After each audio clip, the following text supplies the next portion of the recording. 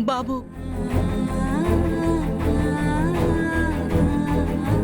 నీ రుణం ఎలా తీర్చుకోవాలో తెలియట్లేదయ్యా. సమయానికి వచ్చి రోడ్డు మీద పడకుండా నన్ను కాపాడావు. ఎందుకుమా నీకింత కష్టం? ఆ పొద్దు నీకేం చెప్పుండాను? నీకేం అవసరం వచ్చినా నీ బిడ్డ లెక్క నేను ఉండాను మా అన్నగా.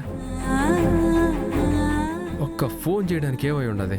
నువ్వు సాయం చేస్తానన్నావు కదా అని ప్రతిదానికి నీకెట్టా ఫోన్ చేసేదయ్యా? అప్పుడు కూడా ఫోన్ చేయకపోతే ఇంకెప్పుడు మా చేస్తావు? సమయానికి నేను వచ్చినాను కాబట్టి సరిపోయి ఉండదు. లేదంటే యాడుందాం అనుకున్నావు? రోడ్డు మీద ఉంటావా? సరే, నేను మాట వరుసకి చెప్పలేదు మా.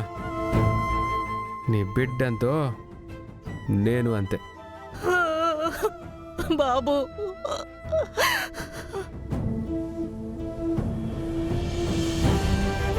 నీ బిడ్డుంటే నీకే కష్టం రాకుండా ఏ మాదిరి చూసుకుంటాడో అట్ట నేను చూసుకుంటున్నా.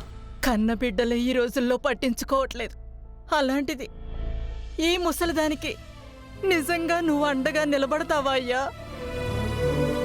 నిలబడతానమ్మా, అది నా బాధ్యత కదా. నీకు కష్టం ఎవరు వల్ల? నా వల్లే కదా.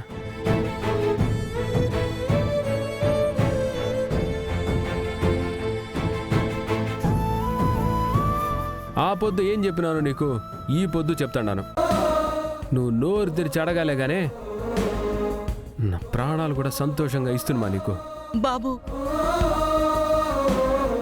నన్ను నీ బిడ్డనే అనుకోమా.